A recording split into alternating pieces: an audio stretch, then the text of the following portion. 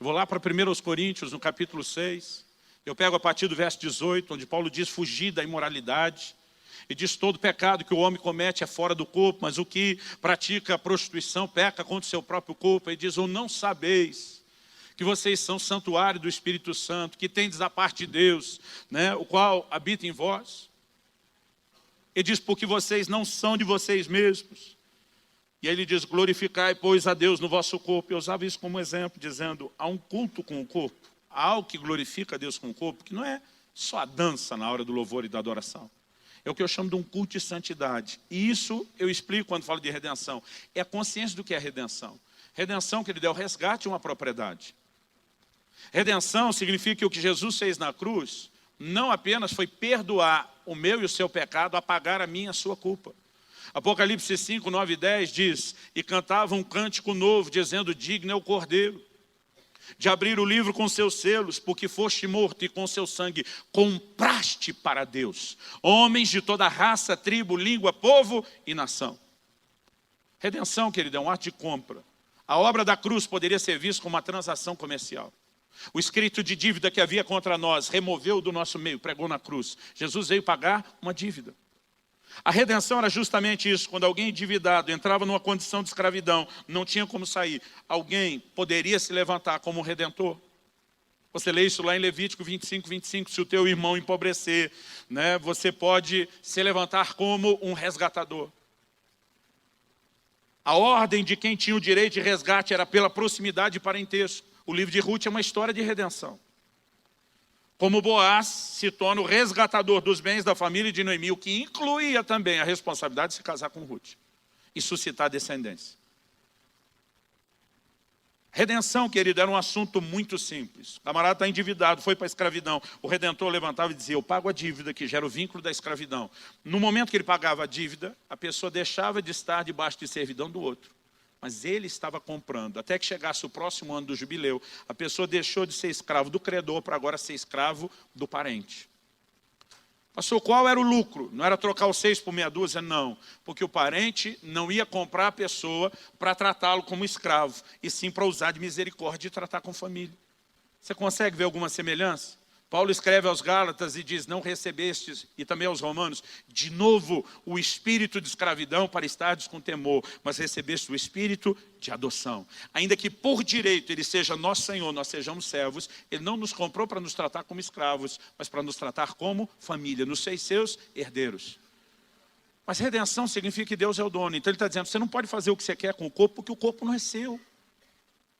Você tem ele da parte de Deus. Deus, que agora é o dono, te emprestou para que você seja mordomo. Ou para a nova geração entender, para que você seja um bom gerente. E aí, irmão, eu dava uma aula de santidade para não prostituir, porque o corpo não é seu, você não pode fazer nada com isso. De errado com ele. Um dia o Espírito Santo falou, mas e a sua forma de comer? É diferente da questão da prostituição? Nos últimos anos, irmão, eu estou lendo uma Bíblia que parece que eu nunca enxergava. Mas eu comecei a perceber alguns detalhes que me impactaram. Dá uma olhada no livro de Efésios, no capítulo 5. O Dr. Aldrin diz que quem é o nosso referencial, mesmo de saúde, é o Senhor Jesus, certo? Efésios 5, 28. Assim também os maridos devem amar a sua mulher como ao próprio corpo. Quem ama a esposa, a si mesmo se ama, porque ninguém jamais odiou a própria carne. Antes a alimenta e dela cuida, como também Cristo faz com a igreja. Ele está falando de alimentar e cuidar da carne, não no sentido negativo, mas no sentido positivo. Ele diz, da mesma forma como Jesus o faz com o seu corpo, que é a igreja. Quem é o referencial de cuidar do corpo? Jesus. Ele fala sobre alimentar e cuidar. Porque o problema é que o padrão errado de alimentação, não só o exagero do quanto se come, mas o que se come, tem trazido para nós muito dano. Isso não é cuidado. A palavra de Deus diz lá no livro de Eclesiastes, no capítulo 10, no verso 17, ditosa é a terra, cujos filhos de reis são nobres, e se assentam à mesa, não para se banquetear ou para se embebedar, mas somente para refazerem as forças. O que deveria ser um momento de apenas refazer força, cuidar do corpo, nós transformamos na fonte de prazer que é permitida ao crente. E a gente tira essa parte da bebida, apesar que alguns nem isso tiram, infelizmente. Mas a gente come de forma como é só para alegrar. E sabe o que é pior, irmão? Que a gente dá desculpa o tempo todo. Outro dia um irmão falou, pastor, agora que o senhor emagreceu, vai ficar feio para nós. Porque quando alguém fala de saúde e nunca foi gordo, a gente diz, esse cara não me entende. Agora eu estou pegando alguns colegas e estou dizendo, meu amigo, não tem desculpa que você vá dar, que eu já não dei antes. Não tem malandragem da sua parte, que eu já não conheço e não tenho usado. O cara está com sobrepeso e diz, não, minha estrutura óssea é maior. Você já ouviu isso? Doutor, diga o senhor, que é um clínico experiente, o esqueleto de um gordo é maior do que o do magro? É a mesma estrutura, meu querido. Aliás, esse é o problema. Se ele fosse mais forte, você teria menos problema. Se sua ossatura desenvolvesse junto, você teria capacidade de não ter tanto dano. Mas isso não acontece. Muito menos suas cartilagens, suas juntas. E elas vão sofrer. É um prédio que tinha estrutura para bem menos andar e a gente construiu muito mais coisa em cima. É meu metabolismo. É verdade, irmão, mas quem demoniou esse metabolismo foi eu e você, pela maneira errada de se entupir de açúcar, de farinha, de um monte de coisa.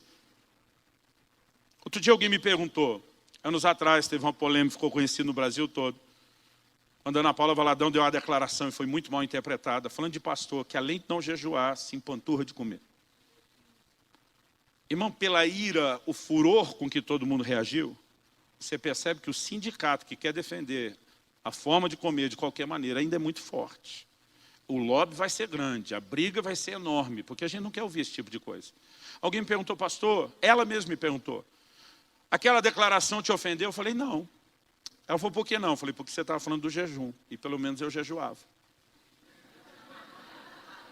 Então, você estava falando de pastor que no jejum, eu me escondia atrás daquilo. Porque jejuava, irmão. Fazia jejum de 1 dia, de 3, de 7, de 14, de 21 dias na água.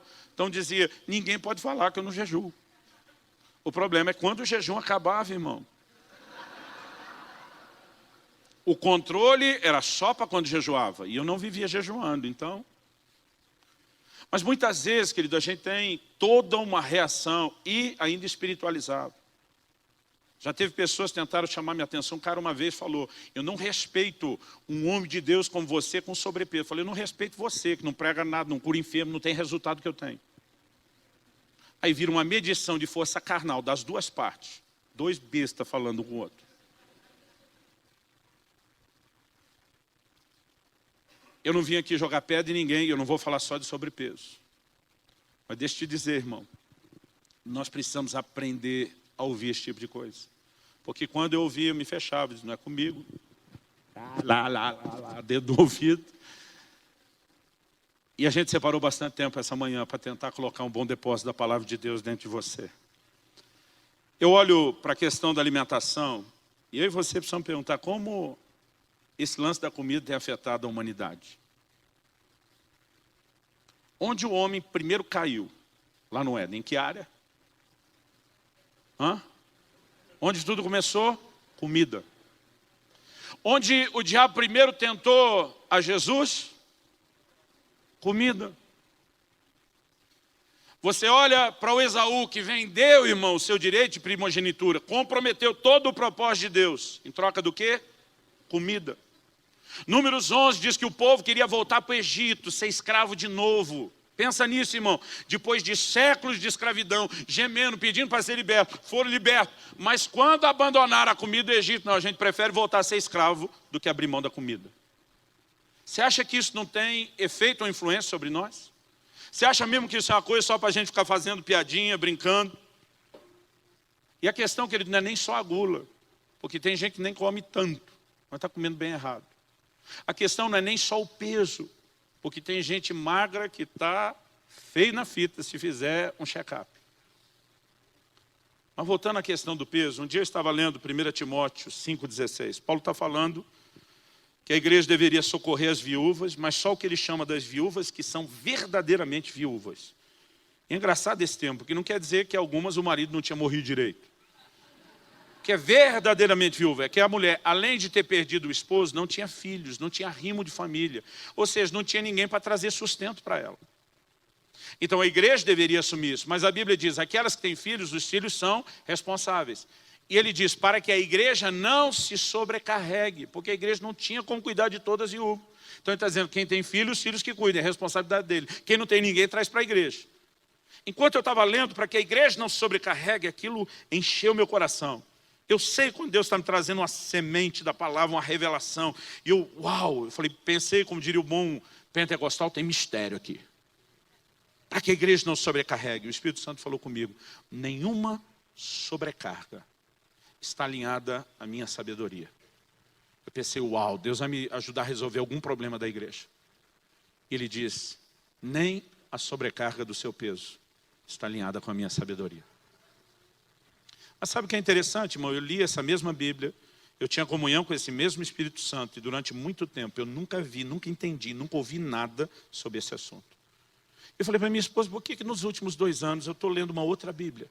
Ela olhou para mim e falou, não é você que prega? Que a nossa atitude determina a revelação de Deus que a gente tem? Ela disse, você fala isso quando vai ensinar sobre oferta.